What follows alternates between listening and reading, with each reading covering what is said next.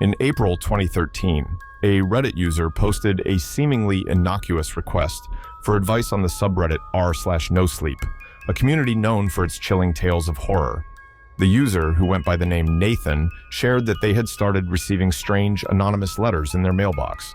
These letters contained cryptic messages and unsettling photographs of places Nathan recognized, places near his home, and some of Nathan's own house taken at night, suggesting the sender had been uncomfortably close. Nathan's posts quickly captivated the r/nosleep community, with readers offering theories and advice on how to deal with what appeared to be a stalker. As the situation escalated, the letters grew more threatening, and Nathan reported odd noises outside his windows at night and the feeling of being watched. The community rallied around Nathan, using the details in his posts to help him identify potential suspects and safe practices. Some users, however, speculated that the story might be another elaborate nosleep fiction designed to enthrall readers. Nathan insisted his fear was real, sharing increasingly desperate updates. Then, abruptly, Nathan's account went silent. Concerned Redditors speculated wildly about his fate. Had the stalker found him? Was it all a story gone too far? Weeks later, a final post appeared. It was brief, simply stating that Nathan was moving to a new place and hoping to leave the nightmare behind.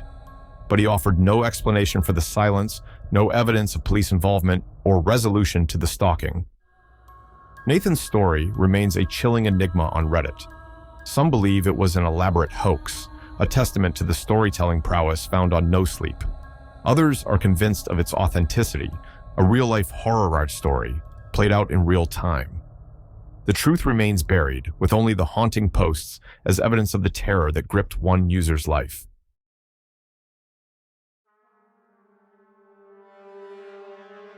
In the quiet suburb of Brookfield, Emma, a college student, found herself alone for the weekend as her parents went out of town. Enjoying the solitude, she planned a relaxing evening of movies and popcorn.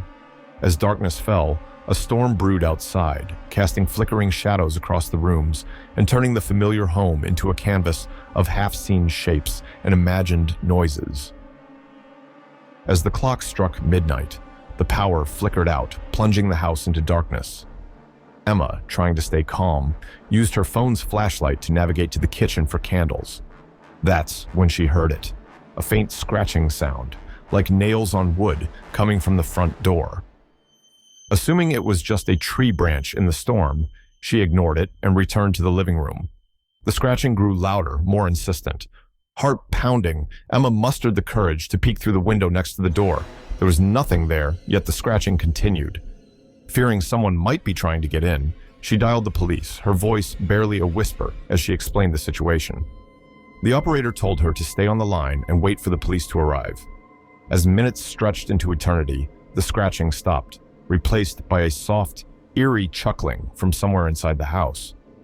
Emma froze, the chilling realization dawning on her that the sounds were not coming from outside the door, but from the basement. Just as panic threatened to overwhelm her, headlights illuminated the front of the house, and the sound of police sirens filled the air. The officers conducted a thorough search, finding the back door to the basement slightly ajar, but no sign of any intruder. They suggested the wind might have opened the door, and the noises were perhaps just the house settling. Yet, as they left, one officer paused, a look of concern briefly crossing his face, before he reassured her and followed his partner out into the stormy night.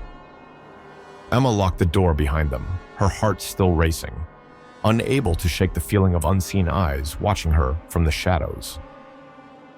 The next day, with the sun shining and her parents returned, the house felt safe again, the terror of the night before like a distant nightmare. But Emma couldn't ignore the small, muddy footprints she found in the basement, leading from the back door to the underside of the stairs, a silent testament to the reality of her horror. Though nothing more came of that night, and Emma tried to move on, the fear lingered. She never stayed home alone after that, always wondering who or what had visited her home that stormy night, leaving behind only footprints and an unanswered question that echoed in the dark corners of her mind.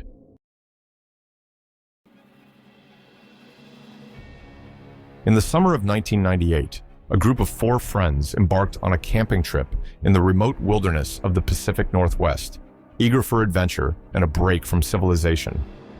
They set up camp near an old, abandoned logging camp which, according to local lore, was the site of numerous unexplained disappearances throughout the years. Unperturbed by the stories, they spent their days hiking and their nights around the campfire, laughing and sharing tales of ghost stories and urban legends. On the 3rd night, their laughter was cut short by the sound of footsteps outside the circle of light cast by their fire. Assuming it was just one of their group returning from a late-night nature call, they called out, but received no response.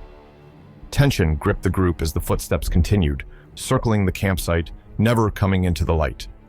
Armed with flashlights, they ventured into the darkness to investigate, but found nothing. Unease settled over the camp, and they decided to keep the fire burning bright throughout the night. The next morning, they discovered their food supplies scattered and some of their gear missing. Chalking it up to wildlife, they packed up to hike back to civilization. But as they made their way through the dense forest, they couldn't shake the feeling of being watched. Every snap of a twig or rustle of leaves sent shivers down their spines. It wasn't until they reached their car, parked at the trailhead, that they realized the horror wasn't over. Scratched into the driver's side door were words that froze their blood: "Leave and never come back." The drive back was silent, each lost in their thoughts, trying to rationalize what had happened.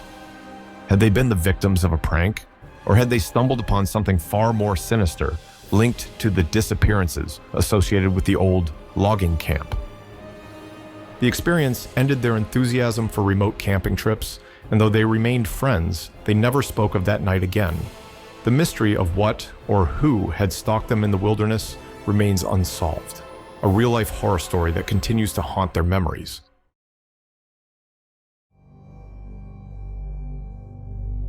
In the late 1970s, amidst the sprawling highways that crisscrossed the country, a young man named Michael decided to embark on a journey that would take him from the bustling streets of San Francisco to the serene landscapes of the Pacific Northwest.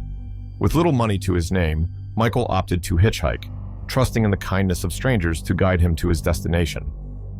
The journey began without incident, with Michael meeting a host of characters from all walks of life, each with their own stories to share.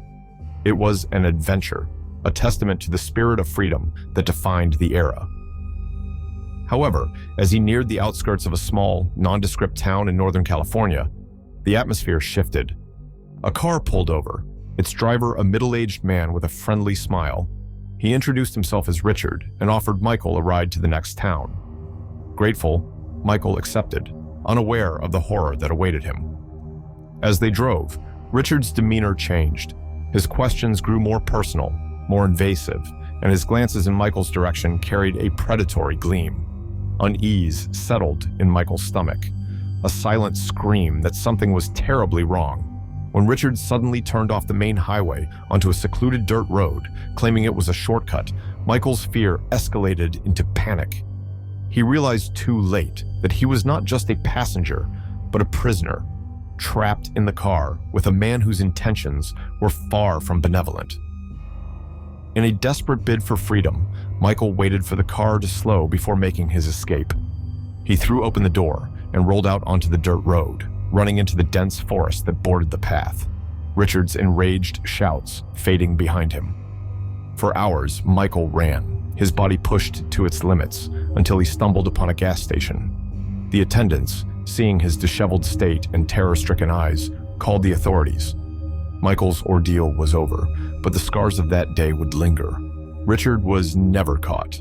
His car found abandoned miles from where Michael had escaped, a chilling reminder of the close call and the dangers of trusting strangers. Michael's hitchhiking days were over.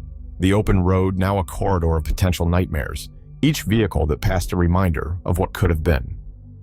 This story, among others, contributed to the growing wariness of hitchhiking, transforming it from a symbol of freedom into a cautionary tale of the unknown dangers that lurked on the open road.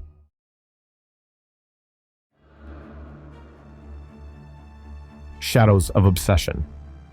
In the picturesque town of Cedar Grove, nestled among rolling hills and tranquil lakes, Julia had started a new chapter of her life.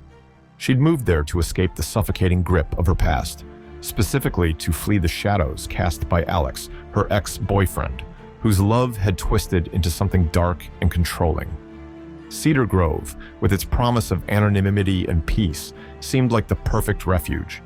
Julia quickly adapted to her new surroundings, finding comfort in the rhythm of small-town life. She made friends, landed a job at a local cafe, and even started dating again. A gentle soul named Ethan, who treated her with the kindness she had nearly forgotten existed. But as autumn painted the town in shades of orange and gold, a chilling sense of déjà vu began to haunt Julia. It started with the feeling of being watched, the prickling sensation on the back of her neck as she walked home from work. Then came the photographs, left at her doorstep, capturing moments of her new life in Cedar Grove, moments she had believed were private. The police found no evidence, no fingerprints, nothing to identify who was stalking her. Julia's anxiety spiraled, each day shadowed by the fear that Alex had found her. The climax came one stormy night when the power went out, plunging Julia's home into darkness. Through the sound of the rain and thunder, she heard it, the unmistakable sound of someone trying to open the back door. Armed with nothing but a kitchen knife, Julia crept towards the door, her heart racing. As lightning illuminated her backyard, she saw him. Alex, his face twisted in an expression of obsession and rage. He had found her, just as she had feared. In a moment of sheer terror and resolve, Julia confronted Alex, demanding he leave her alone, her voice steady despite the trembling of her hands. Alex, however, declared that if he couldn't have her, no one could, his words slicing through the stormy air with a finality that chilled her to the bone. The standoff was interrupted by the sound of sirens. Ethan, worried after not being able to reach Julia, had called the police. As they arrived, Alex fled into the night, leaving behind a trail of chaos and fear. The aftermath of that night left deep scars on Julia. Though Alex was eventually caught and restrained by the law, the shadows of obsession lingered. Julia, forever looking over her shoulder, struggled to reclaim the peace she once felt in Cedar Grove. Ethan stood by her, a beacon of support, but the question remained, could she ever truly escape the past? The story of Julia and Alex became a whispered legend in Cedar Grove, a haunting tale of love turned to madness. And while Julia attempted to move forward, the ending of her ordeal remained uncertain. For in the world of shadows and obsession, closure is often elusive, and the fear of what might lurk around the next corner can be the most terrifying horror of all. Let us know what you thought of this story in the comments. Thank you for listening. Join us tomorrow at 9 a.m. EST for a new untold story. Please like, comment, and subscribe for more artificial apparitions.